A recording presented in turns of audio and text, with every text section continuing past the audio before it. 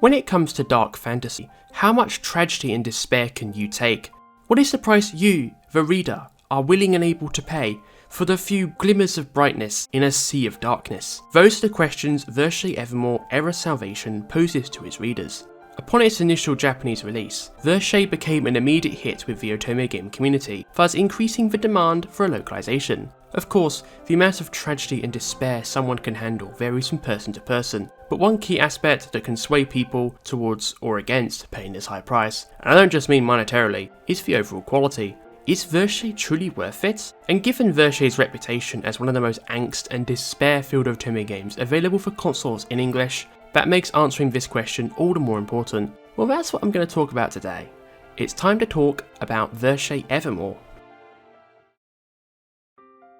Released exclusively on the Nintendo Switch, Virche Evermore takes place on the island nation of Aperchele. The marketing calls it a country in Western Europe, but given all the French names and terms used, it's obviously set off the west coast of France, Brittany in particular, which is in northwestern France. This country is said to be cursed, as everyone who lives there only lives up to the age of 23 before they die. There is a way around this though. You can become a reliver, where you shed your original body and be born into a cloned replacement while retaining your original memories. Well, so long as you get your memories copied before you die, that is. Aperchele is where the philosophy of circumventing death and moving forward is deeply normalised. In this world, you play as the protagonist Ceres, an orphan girl who's cursed with the power of death, having had multiple people around her mysteriously die throughout her life. Following an encounter with Anko, the Watchman of Death, she is tasked with solving the mysteries of Aperchele while finding a way to change her fate. It's a pretty dark setting, and yes, I will discuss the trigger warnings in more detail in a bit. Before proceeding further, I want to take a moment to detail who wrote Virche's story. The main snow writer is Satomi Nakayama. If that name isn't familiar to you, some of the games he's written will be. He also wrote Code Realized, Garden of Rebirth, Café Enchanté, and Variable Barricade. All of these titles are also available in English, which is really rare for visual novels and is up there with the likes of Kotaro Ichikoshi of Zero Escape fame. But that's a huge positive Idea Factory licensing out stuff to every Tom, Dick and Harry who shows they can localize video games. Compared to Code Realized, the other otome game from Satomi I've played, Virche has the better story. Virche also has two sub-writers, Asami Aiko and Yuzuki. Asami Aiko has no other credits aside from Virche on VNDB, not even the fandesk. Yuzuki is somewhat of a rising star in otome games, having worked on Paradigm Paradox, Sui Sui, and the upcoming Project Code Vampire Hunter from Voltage. The overarching story and world are very compelling. The setting is a unique blend of fantasy, historical, and science fiction. When you combine that with elements of mystery and suspense, you're onto a winner here. Virche's often violent, dramatic nature means no few cutscenes are ever the same. One moment, the characters relax and express banter or intimacy with each other, whereas the next is an intense confrontation where characters fight for their lives in a battle of blades. Even outside the more action-packed moments, the slower, more emotional scenes leave a deep impact, whether it's characters expressing their love for the living or grieving for the departed. Virche knows how to pull on the reader's emotions. Even outside of all of the feels and triggering content, the story is extremely well written. The plot twists are often really unpredictable in the best possible way. Even when playing later routes, when you already know certain revelations, there are still new plot twists and information to discover to further build on the world of Aperchele. Another reason why I really love this story is it has what I like to call brain food, which is quite fitting for a plot gay. Virche touches on various topics ranging from the morality of defying death, right the way through to whether love can truly transcend everything. The way these themes are woven into the story makes the reader question these topics outside of the in-game world, which is fantastic storytelling.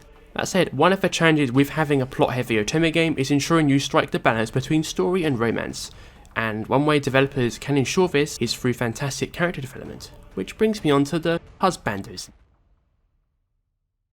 Now I want to say up front that I really like all the characters in this game. They're all well developed with their own internal motivations and external personalities that stay away from typical anime tropes that are commonplace within visual novels. Over time, you'll learn more about each character as well as their tragic backstories. That's right, every single character has some form of tragedy behind them, quite fitting for a game rooted in despair and salvation.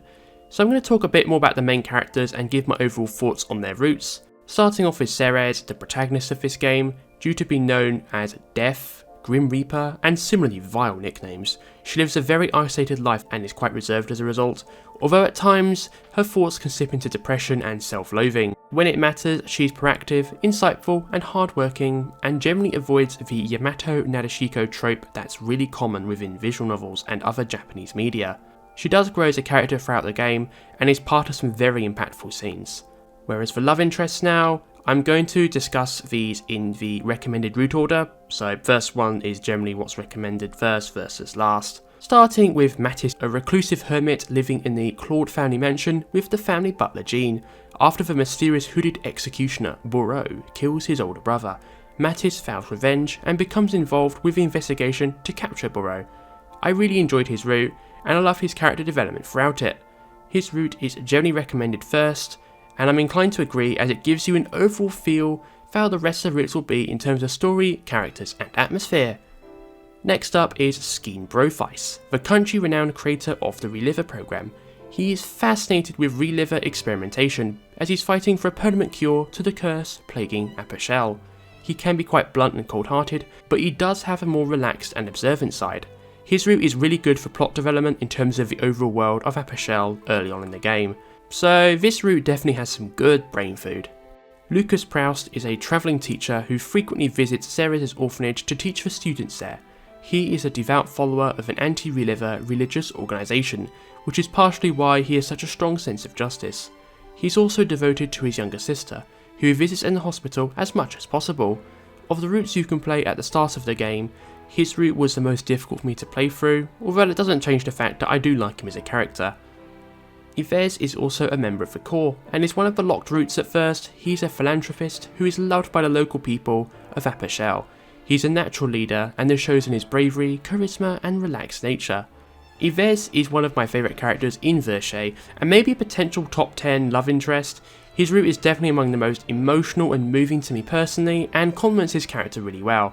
This really shows due to the added tension and suspense throughout his route, given it's later in the game. However, if anything, I feel this added tension made the slower, more intimate moments even more iconic. Now onto the final two love interests, who are also initially locked, Anko and Adolphe. Adolphe plays the reliable older brother role for Ceres, with them both having grown up together in the same orphanage. He leads the Vigilante Corps and is really good with the sword.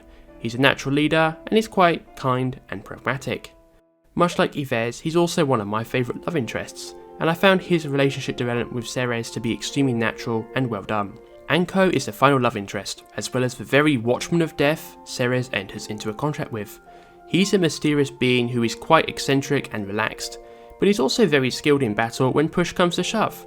Interestingly, some of his phrases are blocked in static because the protagonist has to discover the truth herself, which is kind of like an embargo in video game form. Before moving on, I want to touch on the side characters. There are quite a few, so there are too many to go into here, but I want to touch on a few highlights.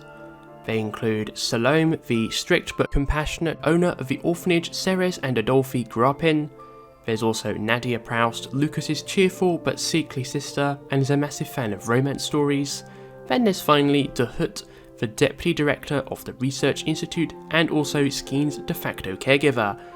I really like the side characters as they help further build on the world of Virche, and also play their own part within the overall story. Even the minor characters with no portraits are also interesting, and play their own roles. Having these characters so deeply integrated into the core story makes all the difference. Mentioning the core story means it's now time to finally talk about the trigger warnings.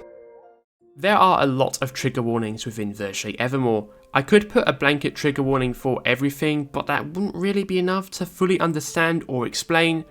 And I also need to touch on the route structure first before actually talking about the triggers. This is one of the other unique quirks of Virche's story. When you start the game, you can play Mattis's, Skeen's and Lucas routes first, and by extension 2 of the 3 acts. Act 1 is the common route at the very start of the game, whereas Act 2 is for the previously mentioned 3 routes as well as Yves' route. Each route in Act 2 has 3 main endings: Despair End 1, Despair End 2, and the Salvation End. When you first play them, you can only complete the Despair Ends. Unlocking Yves' route requires you to complete Despair End 2 for the first 3 guys. This is also the only Despair ending that includes a CG, so if you're looking to save time, you could skip Despair End 1 if you wanted to. Once you start Yves's route, the same structure applies. You must complete Yves's Despair End 2 to unlock the final act, Le Salute. Le Salute has a different route structure to the previous route, with the route serving to cover both Anko and Adolphi. Once you complete Le Salute, the salvation ends for the other routes become available. As you play through Yves's route and Act 3, these latter routes will reference events and revelations from prior routes, so the trigger warning levels will stack accordingly. Additionally, there are some dead ends along each route. If the protagonist selects an option and static appears on screen, this usually leads to Ceres' death. With this explained, here are the main trigger warnings people need to be aware of. There are so many to list, and I don't want to say too many in this video because it risks demonetization in the future. I've left a direct link to a trigger warning infographic from another fan review with a much more complete list in the description below, so I urge you to look at it, do further research if you need to, and do whatever else you need to prioritise your own well-being. So here we go. Suicide, including successful and unsuccessful attempts, multiple different kinds of abuse, ranging from gaslighting and harassment right the way through to physical abuse, human trafficking and outright torture, minor body horror, blood, human experimentation, military/police brutality, mass murder. Also worth noting, there is no rap with an E, I know that will get flagged if I say the full word, I'm sorry, or sexual assault, which is a huge positive as far as I'm concerned, which I'm going to come back to this later. Now that I've finally elaborated on these, I can now explain my thoughts on the game a bit more. First of all, I love the unique route structure of Virche because this is rarely touched on within visual novels. Playing this game for the first time, however, does lead to bittersweet feelings. You want the characters to succeed and escape the circumstances they find themselves in, but you know until you complete the final act, pretty much all endings are not going to be happy. All characters will suffer in some way, whether that's physically, mentally, emotionally, psychologically, or even just outright brutally. You know you must see them suffer and watch everything they love destroyed before finally seeing a sliver of happiness right at the end of your time with the game. It's very poignant, but the emotional payoff is worth it. I was struggling to describe why I liked this game at first, until I realised a comparison which made it click with me.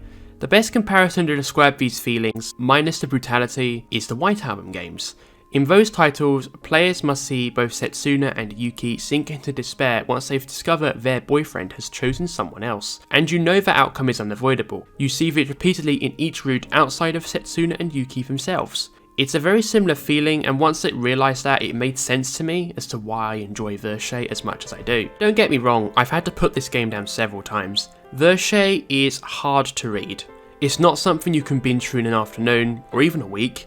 It's a title that'll take weeks if not months to play through, especially if you're sensitive to brutal content, as well as the overall depressive feelings that comes when playing Nakuge and Utsuge. There's also something genuinely rewarding when playing through a title like this, however, whether it's the brain food I talked about earlier, or the emotional relief that comes with crying at fictional events. There's a reason so many visual novel fans love games like this. I believe if Virche didn't have such a deep story and intriguing world, I'm not sure I'd have stuck this out, especially given my past experiences with other games comparatively lighter on story, but also as dark, if not darker, than Virche. What makes Virche Evermore different to other games like this is how it deeply integrates mature and graphic content into its story. While Virche pales in comparison to Rejet's works, Nitro Plus Chiral, or even the huge gluttony of messed up Edge on PC more generally, the mature content on top of all the angst and despair means Virche just won't be for everyone. If a trigger warning list didn't make this clear, I hope this comparison does. Even among console otome games available in English, few titles come close to Virche regarding darkness and messed up themes, such as Otomate's own Olympia Soiree. Aksys Games have previously expressed reluctance to localise darker, more quote-unquote messed up works in the past, due to the potential issues of releasing them overseas. It's easy to understand why, because many dark visual novels tend to lean too much into content which makes console localizations more difficult, if not outright impossible. However, I'm glad that Aksys felt comfortable taking the risk to localise Virche Evermore. I presume the overall excellent story, characters and world building is a big part of this decision. This ties into a wider point more generally, which I want to touch on now. Many of the questions publishers have when evaluating darker visual novels are also among the important things I personally look for when deciding what to play and recommend to others. The dark, triggering content serves a plot purpose, so it's not just there for shock value or something similarly shallow. There is a vastly complex world built into such a small country. Each character has their own motivations, their own goals, and their own ambitions. The relationships between Ceres and each husbando are similarly deep and complex. There is definitely value within this game's story. Additionally, the writers have incorporated hard limits with regards to content. As I touched on in the trigger warning section, there is no rap with an E or any other form of sexual violence, which is often shoehorned into darker visual novels and soils the experience. When it comes to visual novels in general, a lot of creatives, especially those who produce shoujo games, refuse to accept reality in that some content is indeed off limits or cannot be depicted in certain ways. Although this is not universal, otome game creators tend to understand this more in comparison, so I'm more inclined to give darker otome games a chance. Heck, I even gave Dire Lovers a chance even though I knew I probably wouldn't like it. And fun fact, I didn't. I likely would not have been able to play through Virche had either of the two previous things been different. I've had to drop other titles for this reason before, including the aforementioned Diabolic Lovers. As a little tangent, Virche's marketing makes it very clear before you go into it how dark the game can get, which is sadly not universal. Yes, I'm still salty about amnesia memories and being legitimately distressed by a certain domestic violence route that was not even vaguely alluded to in the marketing. Otome devs, please make it crystal clear on your marketing that your game is going to get dark, especially when you also develop light-hearted games like Otomate. Otomate deserve credit for being upfront in the case of Virche Evermore. Going back to Virche, this title strikes the rare, perfect balance between the dark despair, the deep world building, and the optimistic future possible in all routes. The emotional payoff with finally unlocking and viewing all those salvation ends is tremendous. You finally see these characters you've grown attached to genuinely being happy, some for the first time in their lives, and feel the impact of the past 35 hours of pain rolling in. Just like how you're rooting for happiness in the initial routes only to know they'll end in devastation, going back a second time right at the end of the game is so satisfying. I think Virche's story is so good it deserves to be adapted into other formats, with Le Salute in particular effectively serving as the perfect canon route for an adaptation, while also incorporating key revelations revealed in the other routes. As for flaws for this title, I do feel the flowchart function is largely redundant. This is because the walkthroughs better indicate the choices you have to make in order to unlock the despair endings, which are far better compared to the flowchart. So it's more of an accessibility aid to help picture progress than anything else. Or if you're a content creator like me and you need to capture footage. Something else that's not spelt out but I need to mention is to unlock the salvation end for the Le Salute route, you have to complete Despair End 1 for that route. You do not have to do this in any of the other routes, like I said earlier. Therefore I recommend consulting walkthroughs when you play this game to ensure you unlock the Despair Ends without too much trouble. Additionally, and this is more of a personal preference, Ceres is unvoiced. This is a common feature of otome protagonists, so I won't knock the game for it. That said, it's a shame Otomate declined to voice Ceres because some of her scenes are the most impactful across the entire game and would have been even more impactful had she been fully voiced. Every other character is fully voiced, so if you're a fan of CVs, you're going to have a field day with this one.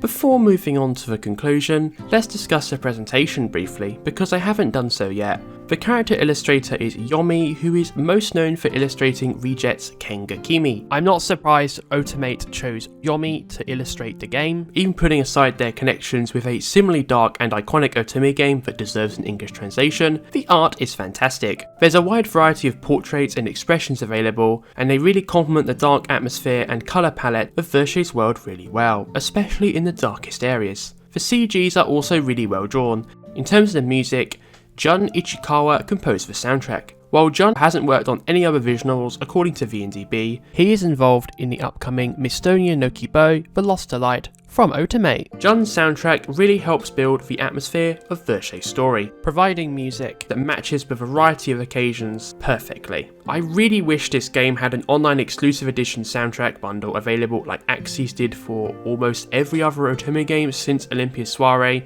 because I would love to own this soundtrack physically. There's no separate physical soundtrack release available in Japan. The opening and ending themes were sung by Aya, a Japanese vocalist who forms one of two members of the music group Lover in Tambourine. This is actually the 4th OP she has sung for Otomate, with all previous collaborations being for unlocalized Vita titles. The art and music, when combined together, greatly enhance the in-game world and aid immersion into the gripping story and relationships with the characters. Additionally, it also ensures the more intense scenes leave a deep impact on the player. Virche is full of these more intense scenes, whether it's the action battle sequences or the tragic emotional events. Also, while I'm discussing key staff, Virche was directed by Misa Yoshida. Not much is known about them in the English-speaking world, however they are credited for Tilikality Eyes, one of the 3 Triangle Project games Otomate developed with Frontier Works, the same series that Jacko no Lila, a popular localization request, is also part of. Despite only releasing in 2021, Virche Evermore has already left an impact on the otome game world. First of all, it is considered one of Otomate's best otome games in recent years, and has done well enough to warrant a fan disc. Earlier in 2023, a fan disc was released for the game, titled Shuen no Virche Epic Lycoris. At the time of this video, Epic Lycoris has not been announced for a worldwide release. Given the popularity of the base game outside of Japan, I believe it will get localized eventually. From what I've heard from those who've already played Epic Lycoris, it's a great follow-up and fleshes out the romance in particular, so if we do get a localization, it'll likely be worth the wait. Additionally, while this is unlikely, I also hope both titles get ported to PC at some point. In terms of final thoughts about Virche Evermore itself, this title is easy to recommend for those who can handle the dark content within, even if you do not normally play otome games. Virche would have been a lot worse off as an experience had the dark content been both more or less graphic. Few games adopt this particular narrative and content driven approach because it can easily go wrong as well as limit your platforms to PC, and hence your market. Virche is a story that strikes this perfect balance, all while being a fantastic game on its own merits. It's a game that will make you cry, make you distressed, make you happy, as well as other whirlwinds of emotions in general. It's easily one of Otomate's best titles, one of the best visual novels of 2023, and one of the best otome games in Aksys Nintendo Switch lineup. This is why the price of seeing all those tragedies and despair in exchange for that sliver of salvation is a price worth paying. Hello, and thank you for getting to the end of another retrospective video here on Milla's Game Room. This one took me a long time, and I think overall it's turned out really well. I did reuse a lot of clips throughout the video to limit spoilers outside of the common route and promo CGs, so if you noticed a lot of clips repeating, that's why.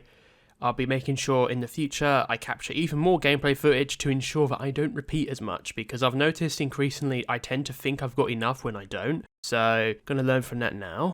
Anyway, now I can move on to other projects, one of which will be my 2023 tier list video, and the other will be relaxing over the holidays. And now we get on to the part where, from next video onwards, I'll be thanking YouTube channel members. Yep, thanks to the massive influx of support from you all with the Grand Answer video, channel memberships are now available. So if you'd like to support and get early access to, and your name at the end of each video, check the link in the description. Anyway, thank you so much for watching. Please like, comment, subscribe, click the notification bell, etc, etc. Have a lovely day. Thank you so much. Bye bye.